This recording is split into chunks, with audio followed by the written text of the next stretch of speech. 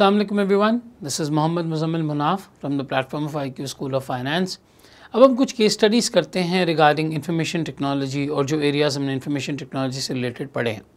सबसे पहली case study हमारे पास बिग डेटा और डेटा एनालिटिक्स के अराउंड जो है वो मौजूद है। किस तरीके से ये बिज़नेस को हेल्प करता है आगे बढ़ने में, ग्रोथ करने में, बहुत सारी चीज़ों को कैटर करने में, इस सवाल के थ्रू हम समझेंगे और ड्राफ्ट करके इसके आंसर को ड्राफ्ट करके इस बात को समझने की कोशिश करेंगे कि हमें एग्ज़ाम्स में इस तरह के क्वेश्चंस को कैसे अटेम्प्ट करना है। आए इस क्वेश्चन को पढ़ते हैं, समझते हैं और फिर सॉल्व करने की कोशिश करते हैं। आपको मैं वक्त दूंगा ड्राफ्ट करने के लिए। आपने वहाँ अपने लेक्चर को पॉज करना है और उस आंसर को खुद से ड्राफ्ट करना है। याद रखें, अगर आप ड्राफ्ट नहीं करते तो आप अपने पैर पर कुल्हाड़ी खुद मार रहे हैं। पहली बार जाके एग्ज़ाम में ड्राफ्ट करेंगे और फिर बहरहाल वो वही गलतियाँ करेंगे जो आज आप ड्राफ्ट कर लेते तो आपसे गलती होती और फिर वो ठीक हो सकती थी। एग्ज़ाम में बहरहाल फिर वो गलती 6 महीने बाद ठीक होती है। So the question is about retail world. Retail World is a major international retail chain selling groceries, clothing, electronic items, toiletries and homeware items. It has grown rapidly across a number of different countries, offering a broad product range to suit a wide range of customer segments. बहुत सारे household products ही cell करते हैं और कई international countries के अंदर इनकी जो है वो प्रेजेंस मौजूद है। इन प्रोडक्ट्स में ग्रोसरी आइटम्स भी हैं, क्लोथिंग भी हैं, इलेक्ट्रॉनिक आइटम्स भी हैं, दूसरी इस तरह की घरेलू इस्तेमाल की चीज़ें भी मौजूद हैं। Growth has been through the expansion of existing stores, the opening of new stores and online sales. 3 चीज़ों से ये ग्रोथ करते हैं, यानी कह लो 2 प्राइमरीली इनके चैनल्स हैं। एक इनके अपने स्टोर्स हैं, पुराने कुछ खुले हुए हैं, कुछ नए खुल रहे हैं, और एक इनका अपना ऑनलाइन सेल्स का चैनल भी है। The new finance director, whose background is a non-retail environment, is keen to understand the sales trends of the organization as well as the industry in order to help develop a strategy which can take advantage of these trends in the future. इनके जो finance director हैं उनका बहरहाल detail से कोई ख़ास background नहीं है, लेकिन वो ये चाहते हैं कि मुझे कुछ ऐसा डेटा, ऐसी रिप्रेजेंटेशन दिखाई जाए जिससे मैं वो ट्रेंड्स आइडेंटिफाई कर सकूं। ट्रेंड्स का मतलब क्या चीज़ इंक्रीज़ हो रही है, क्या चीज़ डिक्रीज़ हो रही है, क्या चीज़ ट्रेंड में मौजूद है। वो ट्रेंड्स से आइडेंटिफाई करना चाह रहे हैं कि सेल्स के पर्सपेक्टिव से, इंडस्ट्री के पर्सपेक्टिव से, कंपनी है, कंपटीशन है, दूसरे प्लेयर्स हैं, ये ट्रेंड जा किस तरफ रहा है, ताकि ये अपनी अप्रोप्रिएट स्ट्रैटेजी बना सकें। जैसे आज अगर मैं कार्बन एमिशंस का ट्रेंड निकालूं और उसके अगेंस्ट जो मेजर्स लिए जा रहे हैं उसको देखूं तो मुझे एक रिन्यूएबल एनर्जी की इंडस्ट्री उभरती हुई नज़र आ रही है।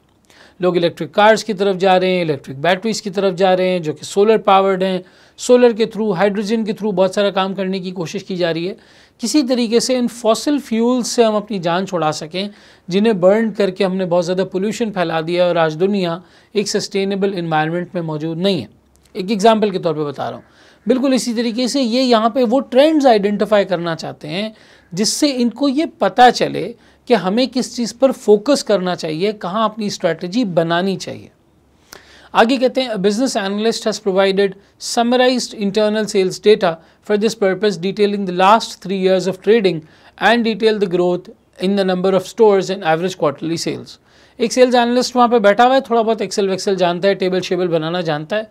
उसने पावर पॉइंट के ऊपर कुछ डेटा इन्हें पिछले 3 साल का जो है वो लगा के दिया है, जिसमें ये बता रहे हैं कि जी ट्रेडिंग में क्या रिजल्ट्स रहे, हमारी ग्रोथ कैसे हुई, कितने नंबर ऑफ स्टोर्स बढ़े, कितनी क्वार्टरली सेल्स थी। The companies IT systems are fully integrated and associated controls are rigorous, allowing the data to be manipulated in many ways. Company के IT सिस्टम्स इस तरह से इंटीग्रेट हुए हुए हैं, इस तरीके से साथ में जुड़े हुए हैं कि बहरहाल थोड़ी बहुत मैनिपुलेशन की जा सकती है। आगे कहते हैं, the number of stores has grown annually and the analyst believes that this is a better indicator of the expected future revenue than simply the passage of time. The average number of stores expected to be in operation in 2019 is 3,700, rising to 4,000 in 2020. ये उस वक्त की बात है जब ये plan कर रहे थे। उन्होंने कहा जी 2019 में हमारे 3700 स्टोर्स हैं और अब 2020 में वो 4,000 होने वाले हैं। The finance director was interested to receive the analysis. However, he has stated that it was not quite as useful as he would have hoped for. Commenting, I've been hearing a lot about big data at industry meetings I have attended, and I think we should investigate the ways in which we could use this and the benefits we might hope to obtain from it. इन्होंने कहा भाई जो तुमने data दिया वो बहुत सतही किस्म का है, बहुत बेसिक है, बहुत सरफेस लेवल है, मैं इससे कुछ नहीं निकाल सकता, कुछ हासिल नहीं कर सकता, मुझे कोई ट्रेंड समझ नहीं आ रहे, इसकी वजह से बहुत ही बेसिक लेवल डेटा है। मैंने बहुत सारी इंडस्ट्री कॉन्फ्रेंसेस अटेंड की, फाइनेंस डायरेक्टर कह रहे हैं बहुत सारी कॉन्फ्रेंसेस अटेंड की और उन कॉन्फ्रेंसेस में मैंने बिग डेटा के बारे में बार बार सुना है, बार बार इस बात को एनालाइज किया है कि इसकी इंपॉर्टेंस है और ये इंडस्ट्रीज़ को फ़ायदा दे सकता है। ये बार उन सेमिनार्स का रेफरेंस दे के बता रहे हैं। हमसे कहते हैं कि भाई बहुत सारे ऐसे वेज हैं जिसमें आप बेनिफिट कर सकते हैं इस बिग डेटा से, यानी सेल्स एनालिस्ट से कहते हैं। रिक्वायरमेंट में आता है prepare a briefing note for the finance director which A outlines big data and how it could be used to enhance strategic development within retail world। यहाँ पे एक ही रिक्वायरमेंट हमारे पास मौजूद है, गालिबन ये क्वेश्चन जहाँ से लिया गया वहाँ पे मजीद रिक्वायरमेंट्स भी थी, इसलिए शायद यहाँ पे ए लिखा हुआ है, लेकिन हमें बहरहाल इसी रिक्वायरमेंट को यहाँ पर जो है वो देखना है as per the scope right now. ठीक हो गया जी। तो सिचुएशन क्या है? सिचुएशन ये है कि एक रिटेल वर्ल्ड कंपनी है जो बहुत सारे रिटेल प्रोडक्ट्स में काम करती है, हाउस होल्ड भी उसके अंदर बहुत सारी ग्रोसरी आइटम्स वगैरह शामिल हैं। उनको एक फाइनेंस डायरेक्टर ने ज्वाइन किया है जो कि नॉन रिटेल बैकग्राउंड के हैं। उनको इंडस्ट्री के ट्रेंड्स को एनालाइज करना है ताकि वो फ्यूचर स्ट्रैटेजी बना सकें, वहाँ फोकस कर सकें जहाँ लोग जा रहे हैं। सेल्स एनालिस्ट ने कुछ डेटा दिया लेकिन वो उनको इतना अच्छा नहीं लग रहा, वो सतही किस्म का डेटा लग रहा है, और अब वो कह रहे हैं कि भाई मैंने इंडस्ट्री के सेमिनार्स में बहुत दफ़ा बिग डेटा का लफ्ज़ सुना है और हमें लगता है कि इससे हमें बहुत सारा बेनिफिट हो सकता है। रिक्वायर्ड में हमसे कहते हैं कि भाई आप एक ब्रीफिंग नोट लिखें जिसमें आप ये बताएं कि कैसे बिग डेटा इस कंपनी को फ़ायदा पहुंचा सकता है। आपने अब तक बिग डेटा के कॉन्सेप्ट लेक्चर्स जो है वो देख लिए हैं, जहाँ पर मैंने बिग डेटा को बड़ा डिटेल में समझाया है और किस तरीके से इंडस्ट्रीज इससे फ़ायदा ले सकती हैं ये समझाया है। अब यहाँ पर आपने अपने लेक्चर को पॉज करना चाहिए और इसे खुद से ड्राफ्ट करने की कोशिश करनी चाहिए, चाहे गलत हो, फिर उसके बाद आप आंसर की तरफ मूव कीजिएगा। अब आए हम इसके आंसर की बात करते हैं। देखिए, जो आंसर अब आपको नज़र आएगा आपकी स्क्रीन पर, ये एक आइडियलिस्टिक और मोस्ट कॉम्प्रिहेंसिव आंसर है। No one's expecting from you कि आप एग्ज़ाम में इतना ही आइडियलिस्टिक और इतना ही लेंथफुल आंसर लिखेंगे। मेरा काम है कि जिस वक्त मैं आपको एक आंसर बता रहा हूँ, सजेस्ट कर रहा हूँ या उसके बारे में गाइड कर रहा हूँ, तो वो फुली कॉम्प्रिहेंसिव हो। आप में से किसी एक स्टूडेंट के जहन में कोई और पॉइंट आएगा, किसी एक स्टूडेंट के जहन में कोई और पॉइंट आएगा, बट मेरे आंसर के अंदर आइडियलिस्टिक इन्वायरमेंट में जितने ज़्यादा पॉइंट्स कवर्ड हो, जितना कॉम्प्रिहेंसिव हो, वो आपके लिए उतना बेहतर है। दैट इज़ वाई हम एक आइडियलिस्टिक और मोस्ट यानी कह लें कॉम्प्रिहेंसिव सोल्यूशन की यहाँ पर बात करेंगे। लेकिन इसको देखकर आपने घबराना नहीं है कि यार मैं तो ऐसे एग्ज़ाम में नहीं लिख के आऊँगा या नहीं लिख सकता था या नहीं लिखा होगा। आप में से कोई रिपीट एग्ज़ाम दे रहा है, कोई पहली दफ़ा दे रहा है, तो ये परेशान होने की ज़रूरत नहीं है कि आपको as it is quote unquote करना है। एग्ज़ाम में आप एग्ज़ाम इन्वायरमेंट की तरह का आंसर लिखेंगे, सही बात पर आपको मार्क्स मिलेंगे। एक सही बात के ऊपर आपका 1 मार्क 1.5 मार्क जैसा भी मार्किंग प्लान एग्जामिनर के सामने मौजूद है उस हिसाब से आपको मिल जाएगा। कोशिश करें छोटे छोटे पैराग्राफ्स को बुलेट फॉर्म में लिखें, एक बुलेट एक पैराग्राफ, यानी 2 से 3 लाइन का आपने एक बुलेट पॉइंट लिख लिया, वो इटसेल्फ एक मिनी पैराग्राफ बन जाता है। वैसे एट लेंथ एक पैराग्राफ की डेफिनेशन होती है कि 7, 8, 10 लाइन का एक कंप्लीट पैराग्राफ है, लेकिन एक बुलेट पॉइंट आपने लिखा 2 से 3 लाइन का, बुलेट पॉइंट्स में आप चीज़ें लिखते हुए जा सकते हैं। अब हम आते हैं इस सिचुएशन के ऊपर। कंपनी रिटेल प्रोडक्ट्स में डील करती है, ग्रोसरी आइटम्स, घर के दूसरे इस्तेमाल की चीज़ें, इस तरह की चीज़ें बहुत सारी जो है डील करती है, बहुत सारी कंट्रीज़ में मौजूद है। फाइनेंस डायरेक्टर आया है, कह रहा है जी मुझे इंडस्ट्री के ट्रेंड्स दिखाओ जिससे मैं स्ट्रैटेजी बना सकूं, फोकस कर सकूं हमें कहाँ पर जाना है। बिल्कुल सही कह रहा है, बिल्कुल सही बात है।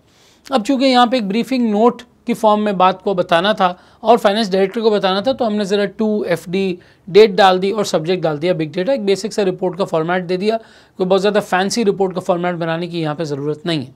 हम बात को इस तरीके से शुरू करते हैं कि जी बिल्कुल सही है ये बात कि कंपनीज़ को बिग डेटा ये फ़ायदा पहुंचाता है। अगर मैं बिग डेटा की बात करूं तो it's like a generic term जो बताता है कि बहुत ज़्यादा एक्सपोनेंशियल ग्रोथ में मेरे पास डेटा मौजूद है, बहुत ज़्यादा डेटा मौजूद है। जैसा कि हमने कॉन्सेप्चुअल लेक्चर्स के अंदर पढ़ा था, बहुत बड़े वॉल्यूम में आपके पास जो है वो डेटा आ जाए, इसको आप बिग डेटा कहते हैं। इससे डिसीजन मेकिंग आसान हो जाती है। लेकिन सर ये डेटा इट्सेल्फ कोई फ़ायदेमंद नहीं होता। इस डेटा से जो इंसाइट्स निकलती हैं, जो स्टोरी पॉइंट्स निकलते हैं, जो कंक्लूजन्स निकलते हैं, जो डिसीशंस आप लेते हैं, जो स्ट्रैटेजी आप बनाते हैं, ये इस डेटा की असल यूटिलिटी है। ये इस डेटा की असल यूटिलिटी है। आज से कई लाख साल पहले किसी ने बहुत बड़ा सा पत्थर उठा के एक पहाड़ के ऊपर मारा और चिंगारी देखी, तो वहाँ से आग का कॉन्सेप्ट लोगों के जहन में आया और फिर उसके बाद कुकिंग और बॉयलिंग और फिर स्टीम इंजन तक, और फिर आज तक हम बहुत जगहों पर हीटिंग का प्रोसेस जो है वो इस्तेमाल करते हैं। हीटिंग के बगैर हमारी ज़िंदगी चल ही नहीं सकती। एक छोटे से डेटा पॉइंट से किसी ने कंक्लूजन निकाला और यहाँ तक पहुँच गए। बिल्कुल इसी तरीके से बहुत ज़्यादा वास्ट अमाउंट, वॉल्यूम, वेलोसिटी के साथ, वैरायटी के साथ हमारे पास डेटा होता है और कंपनी इसको इस्तेमाल करके डिसीजन मेकिंग करती है। तो फाइनेंस डायरेक्टर बिल्कुल अपनी जगह पर ठीक है, he is right about it कि भाई आपका इंटरेस्ट अपनी जगह बिल्कुल सही है, इस तरह का इन-डेप्थ डेटा स्ट्रैटेजी बनाने में हेल्प करता है। 3 प्राइमरी कैटेगरीज हैं जिसमें हम अपने आंसर को अब तोड़ेंगे और हम बताएंगे कि रिटेल वर्ल्ड इससे कैसे फ़ायदा उठा सकता है। ये वही 3 V's हैं जो हमने बिग डेटा के अंदर पढ़े, वॉल्यूम, वेलोसिटी, वैरायटी। ये तीनों ही यहाँ पे कंपनी को बहुत ज़्यादा फ़ायदा पहुँचाएगा। अगर मैं वॉल्यूम की बात करूँ तो रिटेल वर्ल्ड जैसी कंपनी को बहुत ज़्यादा क्वांटिटी में डेटा मिलना चाहिए। किस मुल्क में क्या हो रहा है, कहाँ पे किस तरीके के फैशन ट्रेंड्स हैं, इंडस्ट्री कैसे ऑपरेट कर रही है, आपके स्टोर्स कैसे ऑपरेट कर रहे हैं, कस्टमर कहाँ आ रहा है, कस्टमर कहाँ से जा रहा है, कस्टमर बिल्कुल लार्ज वॉल्यूम में आपके पास डेटा होना चाहिए टू द माइन्यूटेस्ट लेवल। साल के कौन से दिन, कौन से घंटे में किस प्रोडक्ट की सेल्स किस तरह बिहेव करती हैं, ये आपको डिमांड प्लानिंग में बहुत हद तक हेल्प करेगा। ये कंपनी को इस बात को समझने में हेल्प करेगा कि कौन सी परफॉर्मिंग इन्वेंट्री है, कौन सी नॉन परफॉर्मिंग इन्वेंट्री है, कौन से फास्ट मूविंग आइटम्स हैं, कौन से स्लो मूविंग आइटम्स हैं, किनको स्टोर में पीछे साइड पे प्लेस करना है, किनको फ्रंट साइड पे प्लेस करना है, किनको चेक इन के वक्त प्लेस करना है, किनको चेकआउट के वक्त प्लेस करना है। बहुत ज़्यादा वॉल्यूम में ये डेटा कंपनी के पास आएगा। जितना ज़्यादा डेटा होगा उतना कंपनी ज़्यादा उसे एनालाइज कर पाएगी और डिसीजन मेकिंग कर पाएगी। Point number 2, velocity. वेलोसिटी का मतलब है सर रियल टाइम, क्विक, फॉरन डेटा मिलना चाहिए मुझे, क्विकली मिलना चाहिए, स्पीडीली मिलना चाहिए। स्पीड से मेरे पास डेटा है। आप फिजिक्स में पढ़ते थे एक्सेलरेशन, वेलोसिटी, स्पीड, इस तरह की बातें। वेलोसिटी को इस तरीके से याद रखें कि स्पीड में, रियल टाइम, फॉरन मुझे ये डेटा मिलना चाहिए। बहुत हुआ सुबह का डेटा मेरे पास शाम में अवेलेबल हो, मैं एनालाइज कर सकूं मेरी आज के दिन की परफॉर्मेंस, फलां स्टोर पे कैसी थी, फलां काउंटर पे कैसी थी, फलां कैटेगरी में कैसी थी, फलां ब्लॉक में किस तरीके से थी, कैसा कस्टमर कैसा बिहेव कर रहा है, रियल टाइम में मेरे पास एक्सेस हो। जितना क्विकली मेरे पास डेटा आएगा मैं उतने अच्छे तरीके से अपनी अगले हफ्ते की, अगले महीने की, अगले क्वार्टर की, अगले बाय एनुअल की, अगले एनुअल की प्लानिंग अच्छे तरीके से कर सकूँगा। क्विकली, एक्यूरेट फॉर्म में, अच्छे फॉर्म में मेरे पास डेटा आना चाहिए। फिर वेराइटी। सर अभी जो फाइनेंस सेल्स एनालिस्ट ने डेटा दिया था वो इतना ज़्यादा काफ़ी नहीं था। उसमें उसने बस 3 साल की सेल्स बता दी कि जी कितने स्टोर्स खुलेंगे, और उससे आप क्या डिड्यूस करेंगे, उससे आप क्या डिसीजन मेकिंग करेंगे, उससे आप क्या स्ट्रैटेजी बनाएंगे, आगे की क्या प्लानिंग करेंगे। सर जितना ज़्यादा आपके पास वॉल्यूम में डेटा आ रहा है, रियल टाइम आ रहा है, उतना ही वेराइटी में भी आना चाहिए। पता चला आपने सिर्फ ग्रोसरी का डेटा दे दिया, या आपने सिर्फ जो है वो शहर के सेंट्रल रीजन के जो स्टोर्स हैं उसका डेटा दे दिया, 2 मुल्क का डेटा आप खा गए। आपने वेमेन का बिहेवियर उसमें बताया नहीं, बच्चे कौन सी चीज़ परचेस कर रहे हैं आपने नहीं बताया, साल की किस दिन कितने बजे कितने लोग जो है वो स्टोर में अवेलेबल होते हैं, किस तरह एक्ट करते हैं, कौन से डिस्काउंट पे सेल्स का क्या बिहेवियर होता है, किस डिस्काउंट पे नहीं होता है, कौन से प्रोडक्ट। इतनी वेराइटी होनी चाहिए, हर एंगल उसमें कवर्ड होना चाहिए। और फिर आप पावर BI, टैब्ल्यू, SQL इस तरह की टेक्निक्स को इस्तेमाल करके, इस तरह के सॉफ्टवेयर्स को इस्तेमाल करके, पाइथन वगैरह की कोडिंग को इस्तेमाल करके अच्छे मीनिंगफुल डैशबोर्ड्स बनाते हैं। जैसे आप में से लोगों ने, किसी ने अगर एक्सेल इस्तेमाल किया है तो एक्सेल में आपने सम एफ देखा होगा, नेस्टेड एफ देखा होगा, आपने वी लुकअप का फार्मूला देखा होगा, आपने डिफरेंट किस्म के मैथमेटिकल फंक्शंस का फार्मूला देखा होगा। एक्चुअली जब आप एक्सेल में ये फार्मूला लिखते हैं तो आप एक बहुत ही छोटा बेसिक लेवल का कोड लिख रहे होते हैं, जैसे प्रोग्रामिंग में कोड्स लिखे जाते हैं। आप एक्सेल को एक कमांड देते हैं कि जी ये फार्मूला है, इसके हिसाब से नंबर कैलकुलेट करके बताओ, और एक्सेल कैलकुलेट करके बताता है। बिल्कुल इसी तरीके से पाइथन और इस तरह के और सॉफ्टवेयर्स ऐसी चीज़ों को कैलकुलेट करके बताते हैं और हमें अच्छे मीनिंगफुल डैशबोर्ड्स देते हैं। हज़ारों एंगल्स का डेटा एक डैशबोर्ड के अंदर आ जाता है, एक स्टोरी के अंदर आ जाता है, और वहाँ पे बताया जाता है कि कंपनी कैसा परफॉर्म कर रही है, इंडस्ट्री कहाँ जा रही है, लोग किस चीज़ को पसंद कर रहे हैं, प्रेफरेंसेस क्या हैं, ट्रेंड्स क्या हैं, बिहेवियर क्या है, ग्रोथ कहाँ पर है, कहाँ फोकस करना चाहिए, कहाँ नहीं करना चाहिए। बहुत ज़्यादा क्वांटिटी में हो डेटा, रियल टाइम हो, क्विक हो, फ़ौरन मिलना चाहिए, और उसके साथ साथ मुख्तलिफ वेराइटीज़ के अंदर मौजूद हो। सिर्फ 1 या 2 चीज़ों को फोकस ना करे, हर तरीके का डेटा मेट्रिक, हर तरीके का डेटा पॉइंट उसके अंदर मौजूद हो, ताकि आप एक बेहतर तरीके से उसमें एनालिसिस कर सकें। मैंने बारहा ये एग्जांपल अपने लेक्चर्स में दिया, आज फिर देता हूँ। वॉलमार्ट की प्रॉफिटेबिलिटी एनालाइज करने के लिए एक इन्वेस्टमेंट कंपनी ने उनके पार्किंग लॉट का डेटा निकाला था कि जी कितनी गाड़ियाँ इस दफ़ा वॉलमार्ट आई हैं वर्सेस पिछले साल कितनी गाड़ियाँ आई थी। उससे वो जज कर रहे थे कि कितनी सेल्स हुई होंगी और कितनी प्रॉफिटेबिलिटी आई होगी, और इस साल के एंड पे स्टॉक प्राइस क्या होनी चाहिए, शेयर प्राइस क्या होनी चाहिए कंपनी की, और हमें इन्वेस्ट करना चाहिए या नहीं, और अगर हमने इन्वेस्ट किया हुआ है तो हम बाहर निकल जाएँ या ना निकले। आप देखिए पार्किंग लॉट का data, what a variety that is, कितनी डिस्टिंक्ट वेराइटी है। अगर मुझे ग्रोसरी स्टोर की सेल्स को एनालाइज करना है तो मैं उसके प्रोडक्ट की सेल्स उठाऊंगा, नंबर ऑफ कस्टमर। उन्होंने गाड़ियों के डेटा से अंदाज़ा लगाया, पार्किंग लॉट में कितनी गाड़ियाँ आई हैं, उससे अंदाज़ा लगाया कि कंपनी की इस साल सेल्स में ग्रोथ हुई है या कंपनी का इस साल सेल्स में डिक्लाइन हुआ है।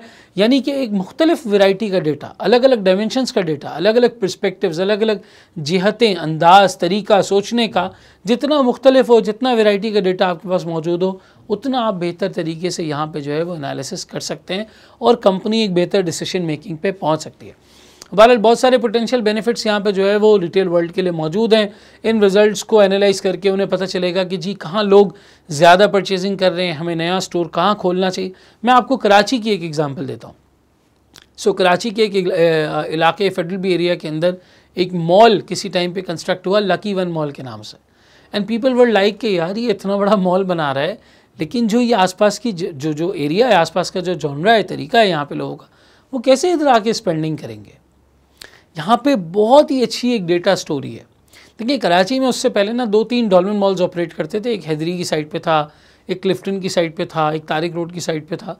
मोस्टली आप समझे कि क्लिफ्टन डिफेंस वाला जो एरिया था वहाँ पे अच्छे मॉल्स थे, वहाँ लोग फोरम जाया करते थे, डॉल्मेन सिटी मॉल जाया करते थे। और जो मेजॉरिटी आवाम थी जो जाती थी वहाँ पर उन मॉल्स में संडेज़ को और वीकेंड्स को शॉपिंग करने के लिए, वो नॉर्थ नाज़िबाद से, जौहर से, गुलिस्तान जौहर से, गुलशन इकबाल से, आपका ये जो पूरा फेडरल बी एरिया वाला जोन है जहाँ पे ज़्यादातर जो है वो यूनिवर्सिटी गोइंग आवाम, स्कूल गोइंग आवाम मौजूद है और इस तरह की पॉपुलेशन मौजूद है, यहाँ से लोग उठ के जाते थे। यूनिवर्सिटी रोड से, मौसमियात वगैरह से इधर से लोग डॉल्मेन सिटी मॉल जाते थे और कोई ऑप्शन नहीं होता था लोगों के पास।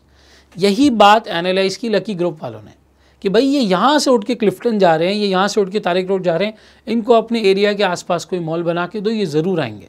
और आज ये हालत हो चुकी है कि आपको लकी वन मॉल में इतवार वाले दिन, संडे वाले दिन पार्किंग बहुत मुश्किल से मिलती है। 20-20, 25-25 मिनट लोग बताते हैं कि पार्किंग ढूंढने में लग जाते हैं। आप वेले वाले को दो, वेले वाले बेचारे परेशान होते हैं कि अब हम कहाँ इनकी गाड़ी लगाएं, जगह ही ख़त्म हो गई है, वो कहीं पर कोई इस तरह का कोई और रास्ता है वहाँ लगा देंगे फलां। उनके पास एक डेटा मौजूद था कि भाई ये इलाके के लोग उठ के क्लिफ्टन डीएच जाते हैं, तो अगर इनके पास एक अच्छा ज़बरदस्त एक्सपीरियंस इनके घर के पास हो जाए तो इनको बड़ा अच्छा हो जाएगा। और उन्होंने बिल्कुल नॉर्थ नाज़िबाद, गुलशन इकबाल, गुलिस्तान जौहर, मलीर कैंट इधर बिल्कुल कनेक्ट करते हुए एक सेंट्रल रीजन के अंदर जाके लकी वन मॉल तामीर कर दिया और बहुत सारे लोग वहाँ पहुँच गए। ये एक अलग वैरायटी का डेटा है। ये डेटा था तो वो डिसीजन मेकिंग कर पाए, डिसीजन मेकिंग कर पाए तो आज वो अपनी सेल्स को इन्हांस कर पाए और उन्होंने एक कामयाब मॉडल बनाया। कहने का मकसद, इस कंपनी के पास भी जब इंडस्ट्री के ट्रेंड्स, कस्टमर्स का डेटा, कस्टमर्स का बिहेवियर, कब कहाँ किस स्टोर पे कौन सी लोकेशन पे लोग किस तरह से बाइंग परचेसिंग कर रहे हैं, ये मौजूद होगा तो एक बेहतर डिसीजन मेकिंग, एक बेहतर स्ट्रैटेजी यहाँ पे जो है वो बन सकेगी। यही बात एग्ज़ाम में हमने अपने पॉइंट्स के अंदर रिफ्लेक्ट करनी है और रिफ्लेक्ट करके इसको जो है वो आगे लेके चलना है। अब अपने आंसर को अगर आपने ड्राफ्ट किया नहीं किया है तो अपने पैर पे खुद कुल्हाड़ी मारिए, लेकिन अगर ड्राफ्ट किया है तो इसे कंपेयर करें और कंपेयर करके देखें क्या चीज़ इंप्रूव हो सकती है, कहाँ आप गलती कर रहे हैं, और कोई भी बात आपको समझ में नहीं आए तो मुझे ज़रूर बताएं। अब हम अपनी अगली केस स्टडी की तरफ चलते हैं। Thank you so much. अल्लाह हाफ़िज़।